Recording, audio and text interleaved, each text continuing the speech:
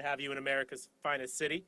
I want to thank you for your tremendous leadership throughout this pandemic and for highlighting the great work that we're doing here at our successful vaccination superstation. I want to share with the public that we also have here today San Diego County Supervisors Board Chairman Nathan Fletcher, Padres CEO Eric Grupner, San Diego County Health and Human Services Public Health Officer and San Diegan of the Year, Wilma Wooten, County Board of Supervisors Vice Chair, Supervisor Nora Vargas, Padres owner Peter Seidler, sorry Peter, and UCSD Health CEO Patty Mazin, and last but of course not least, California Health and Human Services Agency Secretary Dr. Mark Galley. Thank you all for being here this morning. The COVID-19 pandemic is the most devastating and complex public health crisis our state has faced in our lifetime. And Governor Newsom has been up to the challenge. It hasn't been easy, but for him and for all of us, including the legislature, have worked day and night for a year straight to keep us safe and to get our economy back going. He's consistently done the right thing to protect public health, even when it's been hard. And the state's support for this superstation has been critical. It could not have been possible without the partnership of the state of California, the County of San Diego, UCSD Health, and our home team, the San Diego Padres. San Diego was happy to host our region's first superstation on city property. And I want to thank all of the dedicated city personnel who have made that station also a success. Everyone from our public safety personnel, particularly our paramedics who are helping to vaccinate, as well as our city staff and many of our police officers who are helping to manage traffic in the area. I want to offer my special thanks to every city staff member and volunteer who did not hesitate to give their time and step up to help vaccinate thousands of San Diegans every day since this facility opened over a month ago. Whether that's here at the Superstation at Petco Park or the municipal gym in Balboa Park where we opened a vaccination center just a few days ago, or any of the future sites that are coming. Governor, you'd be happy to see city employees eagerly being a part of the solution, hearing your call for folks to step up and to serve in this time of need. The City of San Diego is working in close collaboration with the state of California and our county partners to make sure that our vaccination efforts grow and that everyone who is eligible can get a shot as soon as possible. Having been approved to receive direct vaccinations shipments, we have embarked on our own independent site, as I mentioned, at the municipal gym in Balboa Park. And as more supply becomes available, we are poised to expand our efforts, targeting those communities who are hardest hit by the pandemic, with our focus, as always, on equity. I applaud the governor's leadership and his Vaccinate All 58 campaign, as there's no more important effort right now to keeping Californians healthy so that we can begin to return to activities that bring us together. And as mayor, I've prioritized our Back to Work SD recovery plan, recognizing that we must plan for an economic recovery as we get through this final phase of the pandemic. We're working with small business owners and healthcare experts on how we can build back better in ways that keep everyone safe. I want to acknowledge that we cannot fully recover until our schools are open, which is why a core component of our Back to Work SD plan is taking a schools first approach. Any reopening we contemplate must be filtered through the lens of how it affects getting kids back into the classroom safely. And no one understands that better than Governor Newsom. I'm committed to working with the governor, the legislature, and our local school districts on a safe plan to get kids back in the classroom as soon as possible. And I appreciate you, Governor, for making this a priority. I've never seen this kind of collaboration and cooperation toward a common goal as I have in this particular effort. And the lessons that we have learned from this experience will pay dividends for years to come. I'm grateful to everyone who's assembled here and everyone who's across the street vaccinating folks as we speak, who has chipped in their expertise to get us through this emergency. I want to end with this most important message of all. To the Californians, and in particular to the San Diegans who are listening, when it is your turn to get vaccinated, please do so as soon as possible. It is safe and it is effective, and it's the quickest way out of this public health and economic crisis. Do it for yourself, do it for your family, do it for your neighbors, do it for your friends who are vulnerable from underlying health conditions, do it for your city, do it for all of us. With that, it is my pleasure to introduce Eric Grupner, the CEO of the San Diego Padres, and our host this morning. Eric?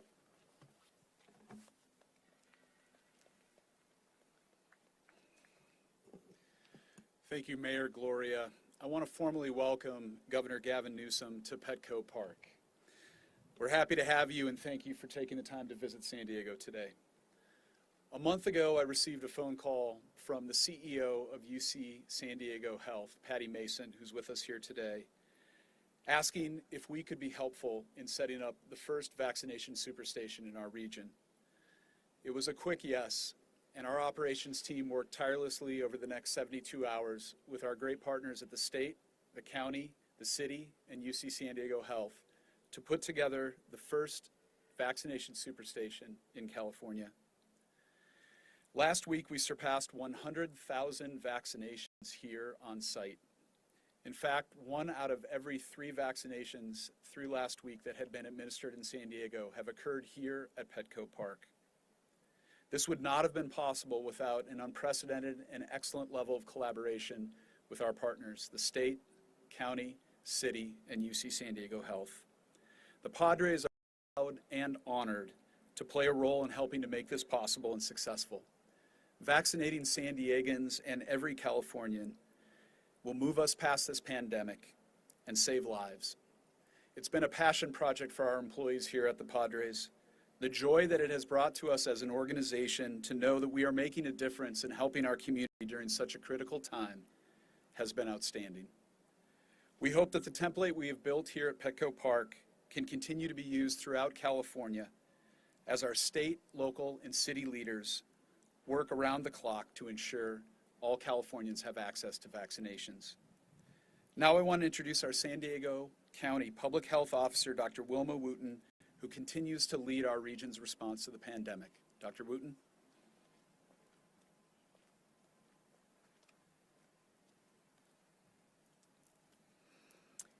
Thank you, Mr. Grupner.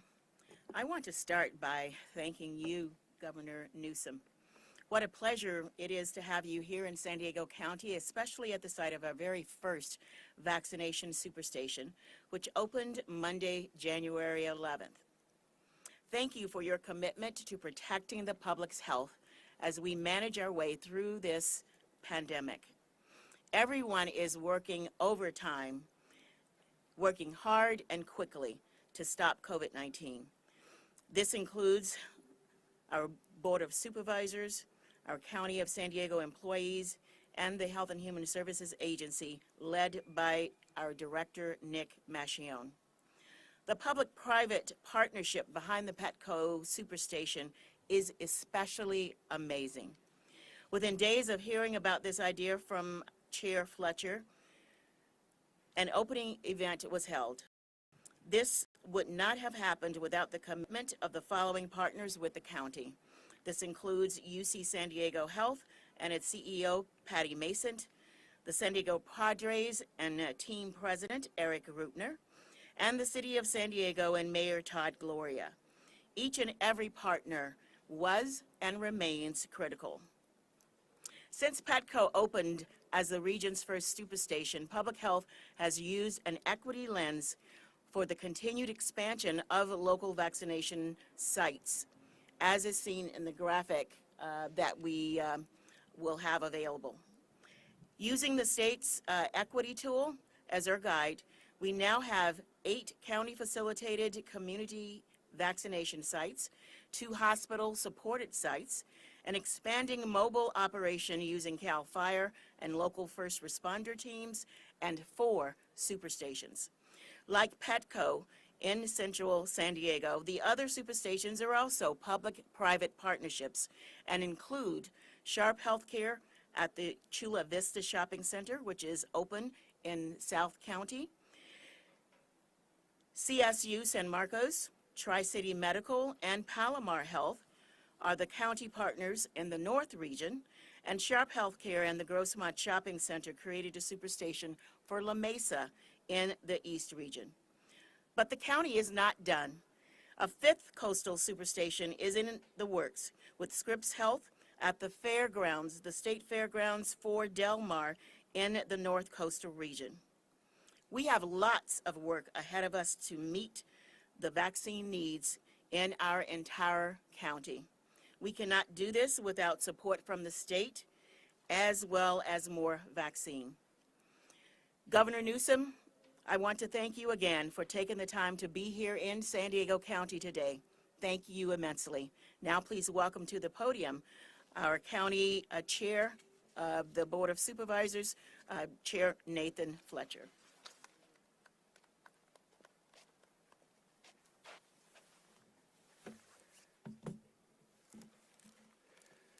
Thank you, Dr. Wooten. Dr. Wooten, San Diego appreciates your poise throughout this pandemic, and as someone who has had the pleasure to work with you every single day for a year, I appreciate your hard work and commitment. Mayor Gloria, it is truly wonderful to now have a mayor committed to doing the difficult work, to partner with the county and with the state in confronting COVID. Governor, San Diego appreciates you and we welcome you. And Eric and Peter and the Padres, we beat LA in setting the superstation up. We are beating LA in administration of vaccines. We have set the stage for the expectation for the coming season. And we, all joking aside, well, we're not joking, we really do want to beat the Dodgers. But, you know, Governor, you told counties to get vaccines in arms. You gave us a clear direction. You told us to do it fast. And we heard you and we responded. Today in San Diego County, we surpass 500,000 vaccines administered. That is a rate greater than any other large county in California. And while we're at and highlighting one of our superstations, as been noted, there are 4 that are operating right now as we speak throughout our county, administering vaccines quickly and safely.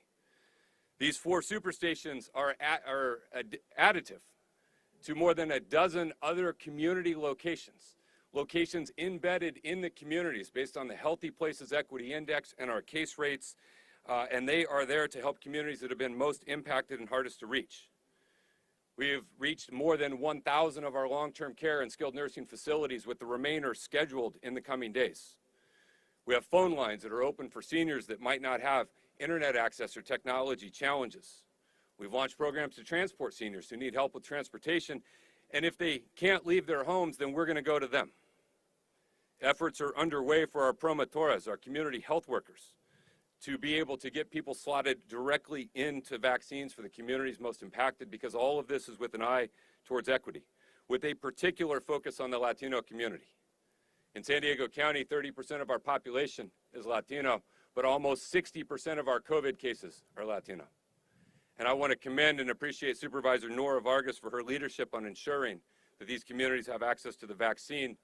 And everything we do is collaborative: the county, the state, the cities, the healthcare partners. In this case, it's UC San Diego and Patty Mason, but working with almost all of our healthcare partners at other sites.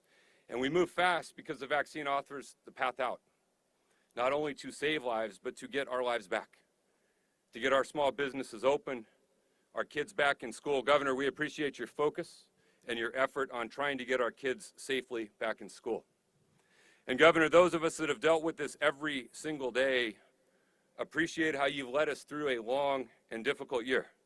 A year that has challenged us, a year that has tested us, a year that has divided us. A year that has required difficult and unprecedented action to meet a situation the likes of which we have not seen in over 100 years. Governor, you've had an impossible job. You've faced more challenges, truly impossible decisions, often having to choose between a bad option and a worse option, but throughout it all, you never gave up.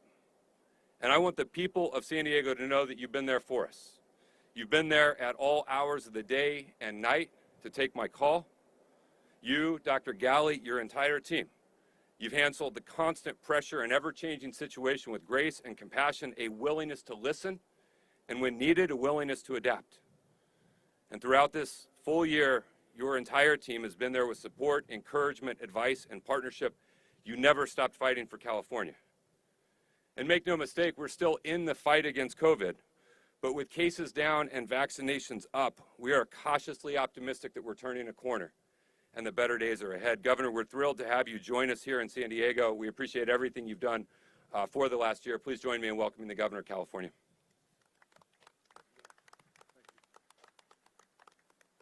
Thank you, Mr. Chairman. Thank you, Supervisor. Thank you, all of you, for the privilege of this opportunity. And let me just pick up, Supervisor Fletcher, on what you just said regarding the cases and vaccines. I want to quickly update you on where we are in this pandemic. And then I want to congratulate each and every one of you for the privilege of not only being here today, but the opportunity to highlight and showcase this first in the state of California mass vaccination site. Let's begin with an update on the numbers. Today, we have just over 10,000 new cases, positive cases of people COVID-19. I want to put that in perspective. 1 month ago, on January 8th, 30 days ago, we had over 50,000 cases, 10,000 cases today. 1 month ago today, on January 8th, we had a 14% positivity rate.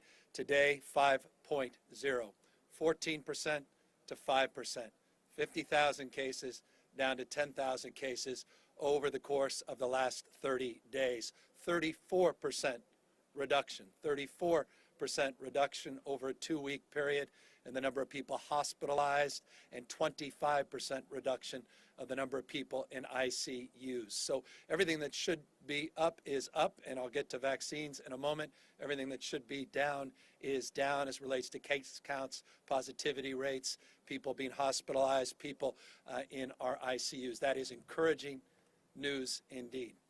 The vaccinations, however, we can't move fast enough. We are sobered and mindful of the scarcity that is the number of available vaccines in the United States of America. Nonetheless, we are not naive about our responsibility here in the state of California to move these vaccines out of the freezers and into people's arms. So far in the state of California, 4.65 million people, just shy of 4.7 million people, have been administered a dose of the vaccine, either Moderna or Pfizer. We want to get these numbers up, but I should just make this point. Yesterday, we reported 197,000 vaccines administered, roughly 200,000. That's double where we were just a few weeks ago, triple where we were a month or so ago. So we're making progress. We're improving the rate of administration day in and day out. But we can't do that at the state level without partners at the local level. So let me focus now on why I came here to San Diego. And that was to acknowledge leadership, demonstrable leadership, leadership that now is truly leading the state of California. San Diego, the first county, first city to put a site together like this. Success leaves clues. You inspired others all throughout the state of California, including the LA Dodgers, including folks in Northern California. Levi's Stadium in Santa Clara, where the 49ers play, they'll be opening their mass vaccination site tomorrow. Cal Expo and a number of state fairgrounds have now done the same. This is not exclusive, meaning vaccination sites are not all mass sites. Still, the vast majority of the network that you are very familiar with when you get your annual flu shot, that's the backbone of our vaccination distribution. But nonetheless, these sites are important and impactful. And certainly here in San Diego, as was highlighted by the mayor and others, that a third now of the vaccines in this county have been administered just here at this site. It gives you an example of the potency and power of scale in terms of the efficient distribution and administration of the vaccine. Of course, we talk about efficiency, we talk about throughput, but we also, and Dr. Wilma, I appreciate you mentioning this, Wooten, thank you for acknowledging the issue of equity. As always, that's part of the three-legged stool. Not only we want fast and efficient, but we want equitable distribution of the vaccines. And we recognize we have more work to do in that space, more work to do to make sure we're truly representative, not only as it relates to people that can access a vehicle to access sites like this or access mass transit to access a site like this, but to make sure we go where people are. Many people simply can't get to a large vaccination site like this. And so just last week, we invested in over 110 community-based organizations, tens of millions of dollars to invest in a framework of focusing on equity, community outreach, reaching with trusted messengers to encourage people that may be hesitant about the administration or receiving the administration of the vaccine, encouraging them to take advantage of not only sites like this, but other sites in their community. We partnered last week in the equity lens with the Biden administration, the first state in the United States to invest a partnership with FEMA, our federal partners, the Office of Emergency Services, the Biden administration. We announced where the Oakland A's play their games in Northern California and Alameda County, the first site. We're also expanding that to Cal State LA, and we'll be announcing in the next number of days a new site in the Central Valley as well. That framework is exclusively targeted at equity. It's a partnership with the federal government that does not take away from existing allocations of vaccines and is additive to our collective efforts. We'll continue to do more, and we recognize we have work to do to be better in terms of making sure these remaining surplus vaccines that are still in freezers all across the state are quickly and efficiently administered. And that's why I like this competition of sorts. I appreciate Chair Fletcher framing this in an enlightened sense, not a race to the bottom, a race to the top. More transparency, more accountability, county by county, San Diego leading the way. Mayor, you should be proud. Supervisor Vargas, you should be proud. Chair Fletcher, you should certainly be very, very proud of that demonstrable leadership. We want to encourage the same in every county in the state. Some, candidly, are way behind. Some are not where they need to be. And we need to call that out. We need to provide support, no cheap shots, but we also need to provide a sense of urgency that the public deserves and back that up by reallocating supply. I'll give you an example.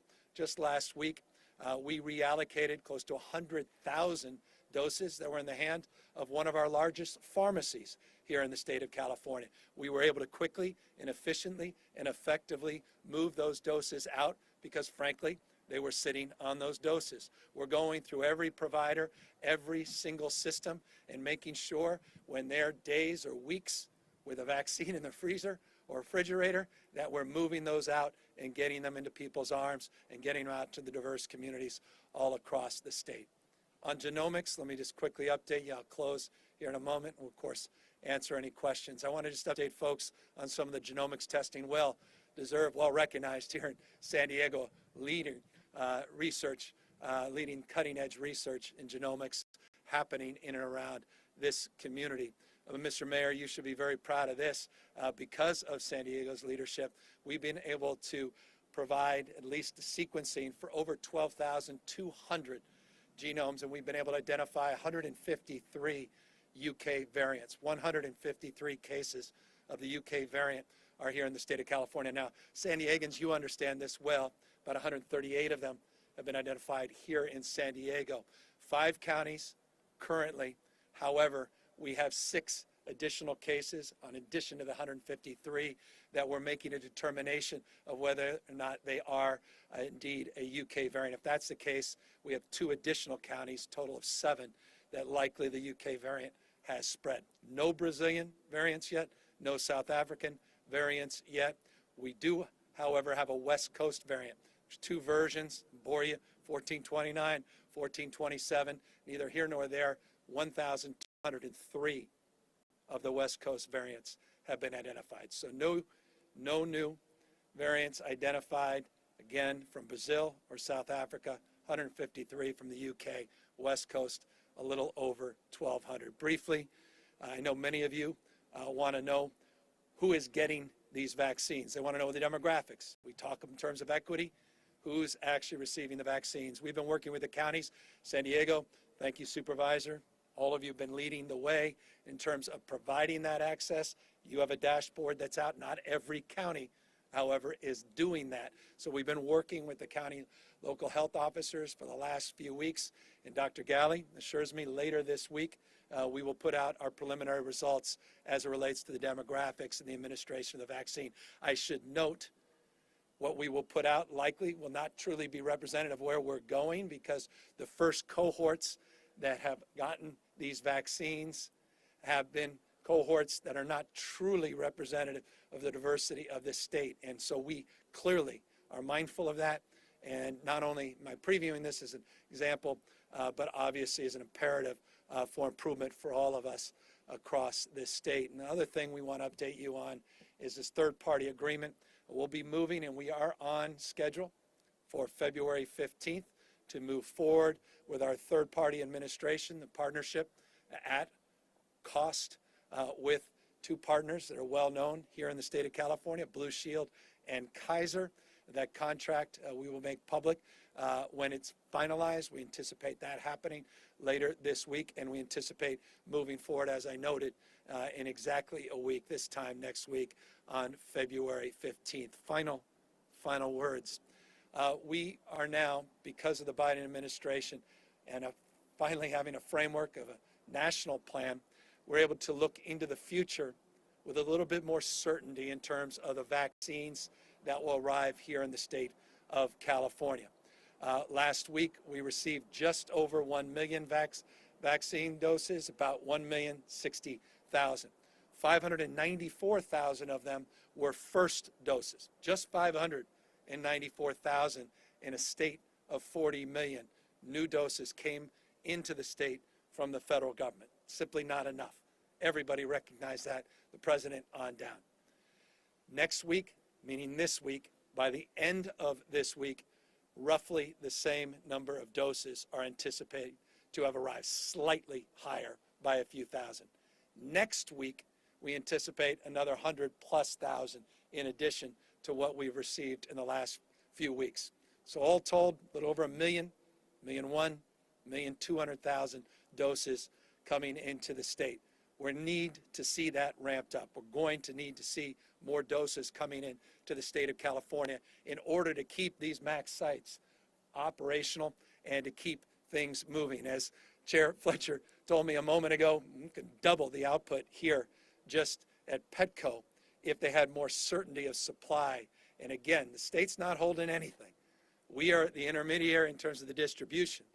There's none in any state supplies. The state doesn't receive vaccines. These vaccines go directly through a provider network. They go through the counties, and we are encouraging every day, working very collaboratively, encouraging Biden administration to do everything in their power, not only to accelerate the distribution of the Pfizer and Moderna vaccines, but encouraging, we hope, with the appropriate level of scrutiny, that the FDA will move forward with the emergency use authorization on the J&J vaccine. We can anticipate that by the end of this month, and potentially receiving, as J&J asserts, upwards of 100 million doses nationwide as early as June. But that's not early enough, and we all recognize that. So we're doing everything in our power to draw down more federal support, state moving to address all the barriers we possibly can in terms of the application and distribution administration of these vaccines. And I'm here just celebrating success and humbly thanking this county, San Diego County, this city, San Diego City, remarkable leadership, new mayor, new energetic board of supervisors, incredible health team, remarkable partnership, not just with the Padres, but our state's own UCSD. Few partners more efficient, effective, more transparent, and accountable than UCSD.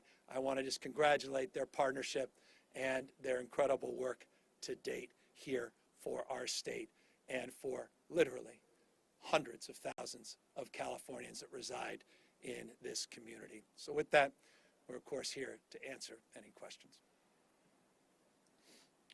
Hello, Governor. My name's Paul Sisson. I'm a reporter with the San Diego Union Tribune here in San Diego.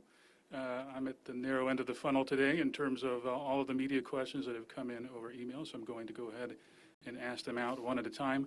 We've received quite a few about vaccination of police officers and teachers. Lots of folks want to know what the state might be doing to accelerate or bring in that group of workers who find themselves, very much out interfacing with the public every day. Those cohorts are in our tier status that provides flexibility. Again, flexibility is challenging when there's scarcity, and I'm mindful of that in terms of the prioritization of tiers, 75 and over, 65 and over, frontline healthcare workers, considering the frame always of vaccinating the vaccinators as our top priority. In that frame, in those tiers, we also have teachers and we have members of law enforcement where there is flexibility. The challenge is self-evident. In each and every county, they have different capacity issues, different demographics, different issues in terms of the availability of the vaccine and the number of people that they have prioritized within those tiers. But the state, as a statewide framework, has provided guidelines so that we can address that and allow for local decisions to be made. That said, we are working as we speak throughout this weekend, including Super Bowl Sunday, working with the legislature, have been for weeks and weeks now, to try to get our schools safely opened in the state of California. It is my desire to get our schools safely open as quickly as we can, safely open as quickly as we can, particularly for our young children, particularly children with special needs, foster, homeless youth, kids that don't have access to devices. You start K to 2, get up to K through 6. I'm confident we can do this safely. I appreciate the CDC's concurrence in that frame, Dr. Fauci, the Biden administration. We're working with the legislature on an early action package. We hope to get there this week. We can announce some of that progress. It includes, this is a point to your question, it includes prioritization framework to get our teachers vaccinated. We are prioritizing our teachers. We want to clarify that further, and that will be part of what we hope to announce in the next, well, I don't want to preview anything, but announce very, very shortly in terms of the deal with the California legislature. A follow-up, Governor, if I may. Are you saying that the state will not move to a age-based criteria before vaccinating teachers and other frontline workers? Originally, I remember a few weeks ago you were talking about moving to an age-based criteria entirely for the state. The state has standardized an age-based criteria at 65 and over. We did that a number of weeks ago, and that's the baseline of the guidelines that we have put out here in the state. It's part of that phase 1, 1A, 1B. Within that phase, 1A, 1B includes 65 and over, but it also includes those other essential workers, healthcare workers, EMTs, paramedics, includes our teachers, includes law enforcement, includes spectrum of individuals, including farm workers and critical food workers in our state as well. Thank you. This next question is from Angela Hart of Kaiser Health News. Will Blue Shield be in charge of allocating doses of vaccine? How much discretion will they have for deciding where those doses are allocated, and what will the state's involvement be? Yeah, we'll socialize the details of the contract later this week. We're finalizing them. We're on track again to formalize our third-party agreement with Blue Shield and Kaiser on the 15th. We will provide those details in the coming days, and we're working all of those issues out. The number one issue for me is not, again, only speed and efficiency, more transparency, more accountability, but also making sure that the equity lens is truly advanced. And that goes to the question, and that goes deep to the contract as well. Thank you. This next one is from Matt Hoffman of KPBS here in San Diego. In terms of equity, does the state plan to change how vaccinations are administered, like prioritizing via zip code, for example? Also, what is the plan to get homebound seniors not living in group settings vaccinations? Well, I'm going to ask Chair Fletcher to talk about it. We were literally walking over here talking specifically about that. Thank you, Governor. What we're doing, at least in San Diego County, is for seniors who don't have access to the same technology, they can call 211 and they can help make the appointment. We also have mobile teams that are going out not only to long-term care facilities, but are beginning to go to senior living complexes, apartment complexes, and others. And we have a system in place for someone who is truly homebound, who cannot leave their home, where we can go specifically to them and do that. Obviously, we can move faster if people are able to get to one of the super stations or one of the community-based points of distribution. But for those who can't, we are here locally, and I suspect other counties are doing the same, coming up with systems to ensure that we can reach those seniors where they are. I just want to remind folks, the partnership in the skilled nursing facilities, the assisted living facilities, the seniors and congregate facilities, all again part of our prioritization that we put out in addition to the 65 and over cohort. The partnership advancing those efforts directly is CVS and Walgreens in partnership with the federal government. And It's an example across the country, vast majority of states moving with similar partnerships. Part of our allegation updates that we put out include information about where they are in terms of the total percentage of vaccines administered, as well as their efforts to potentially expand their reach. And you may note that last week, 100 such pharmacies in the state of California made themselves available to direct community vaccinations pursuant to an agreement with the Biden administration. Thank you. This next question is from Kevin Yamamura from Politico. Los Angeles County announced it has to focus on second doses this week and has stopped taking first dose appointments at various clinics. How widespread is this issue? Why is California seeing this hiccup while other states don't seem to be? And are you concerned that we're losing a week in which we could get first doses into more residents? Yeah, let me talk to LA resident Dr. Galley, who literally just came down from Los Angeles and has some contemporary information on this point. Doctor?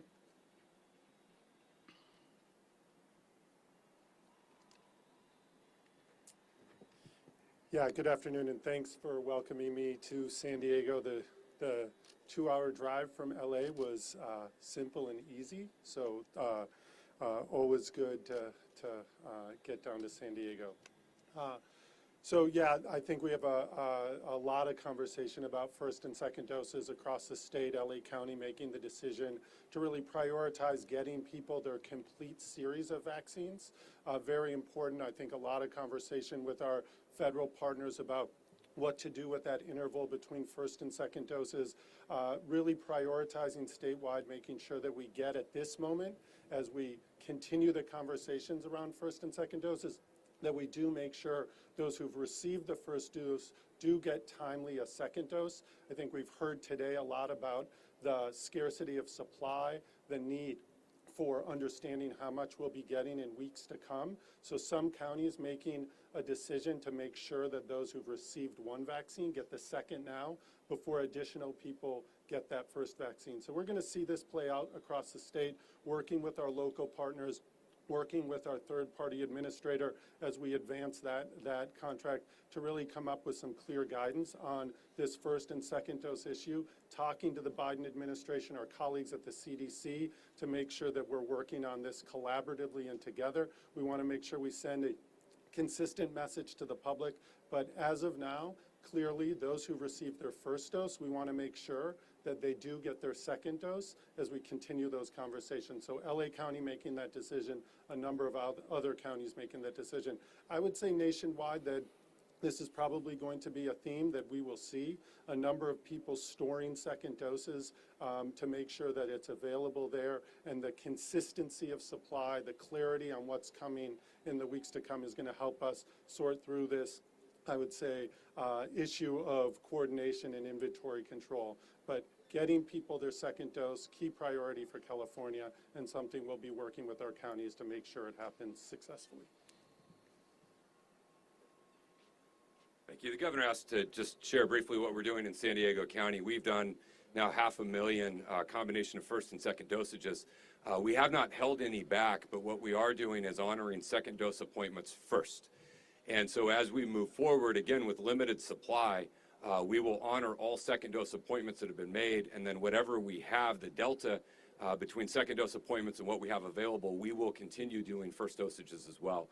We anticipate in the weeks ahead that we will continue to do both second dose appointments and we'll have enough to do first dosage, but again, it is all contingent upon supply.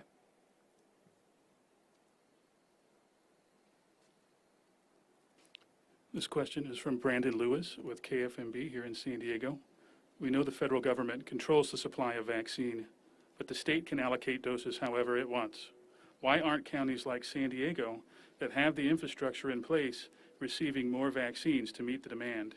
And how much longer do you think people will continue being patient when stories of fraud are becoming more prevalent?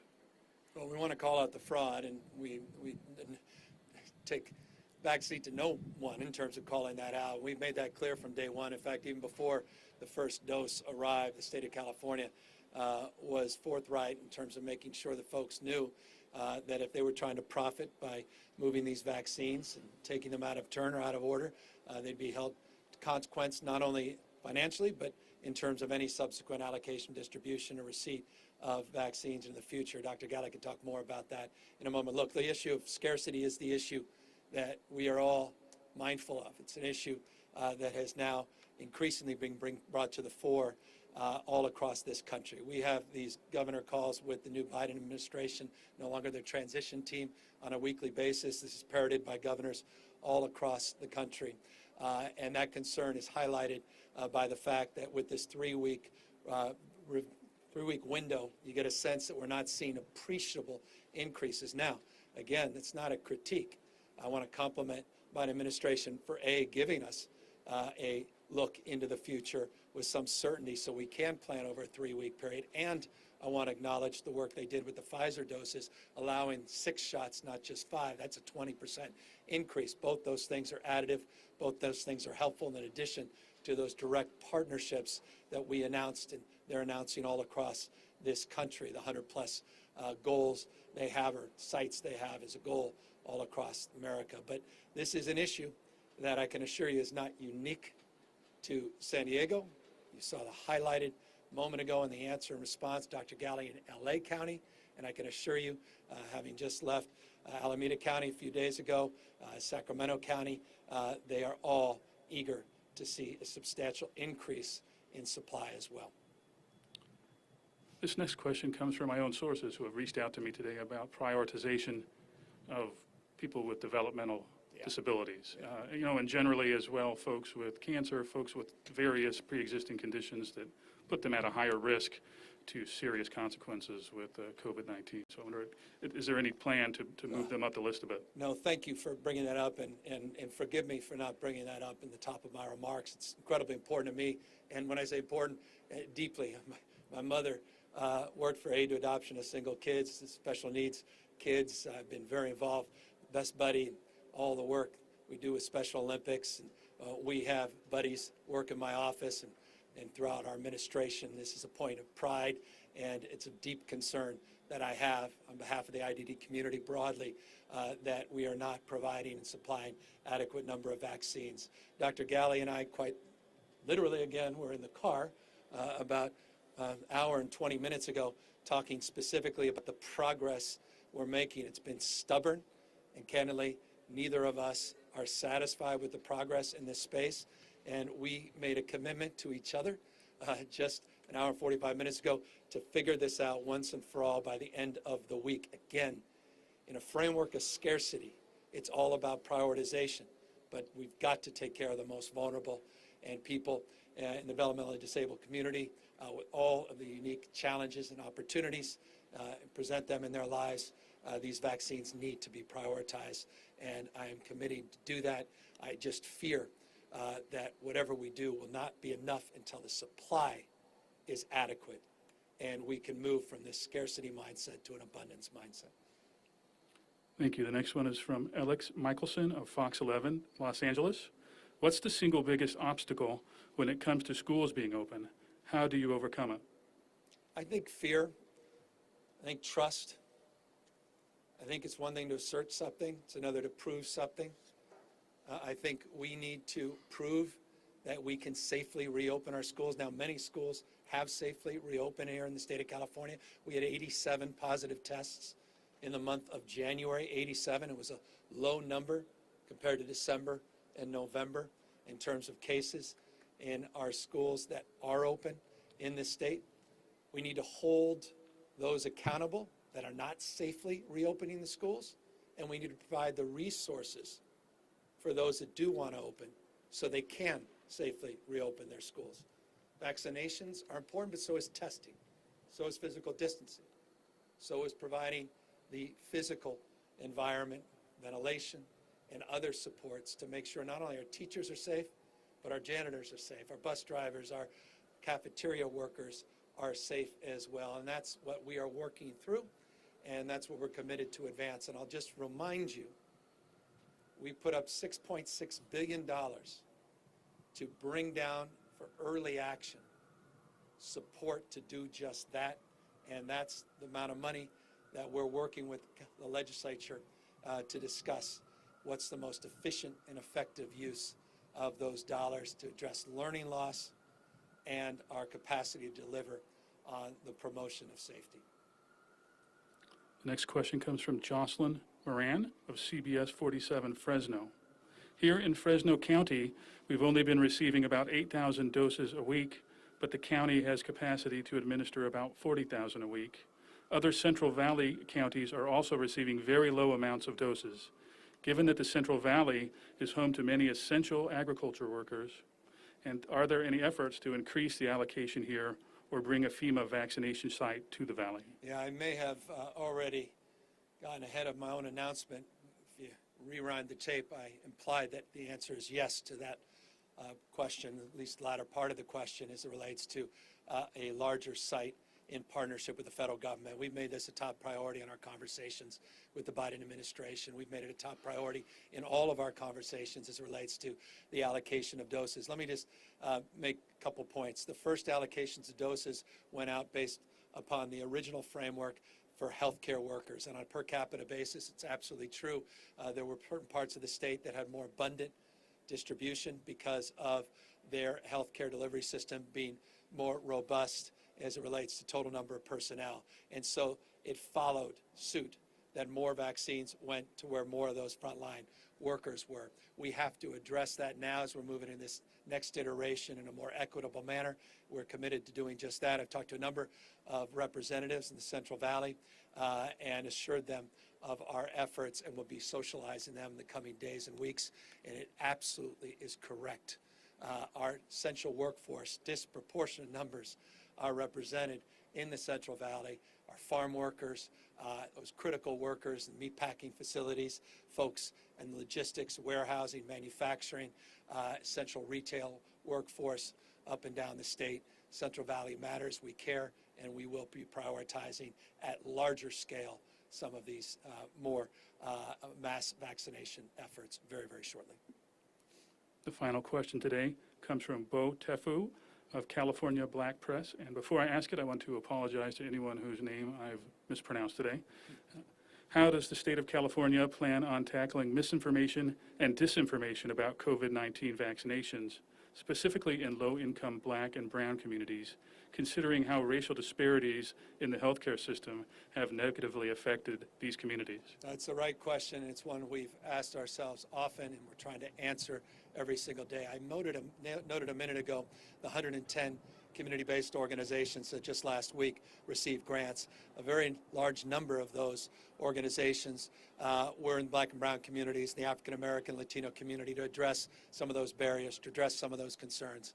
I referenced a moment ago the issues around trusted messengers. It is critical and essential that we have folks, the community leaders, trust that are providing information, providing support for the community. Faith-based leaders as a perfect example. So we'll be stepping up those efforts. This was the first distribution of direct community-based organization grants. We have a large-scale communications effort, $40 million going out, culturally competent messaging all throughout the state of California. And we're building and closing off two things. One is the work we did on the census outreach, and we're taking portions of our workforce. We're working on the census and seeing if we can convert their energies and their efforts to these efforts. And we're learning from the lessons of the census, what worked, what didn't work in terms of reaching out into diverse communities and making sure that we are improving upon those efforts as it relates to the vaccine allocations distribution. Always mindful that good enough never is. With that, let me just thank all of you for the privilege of your time, and let me just close as I began with deep respect, deep admiration for the leaders here in San Diego, for San Diego County leading this state per capita in the administration and distribution of this vaccine, for San Diego City for their leadership, their demonstrable leadership in doing the same and supporting not only the county but this state, and also for their leaders demanding more from their governor, demanding more from their legislature. When Nathan Fletcher said that he calls often, and that's weekends included, late night, early morning. You have a mayor that doesn't suffer fools and it demands excellence across the board. And I can assure you, understands the ways of Sacramento as well or better than anybody with his relationships there. Mayor Gloria is so uniquely positioned to help support San Diego in this city at a critical time. You have a great team as it relates to healthcare, workforce, incredible partnerships with UC, and as always, what a gift it is to be able to utilize a site like this and the incredible talents of the entire organization represented, her and others here, the San Diego Padres. Thank you all very, very much. We look forward to updating you very, very soon.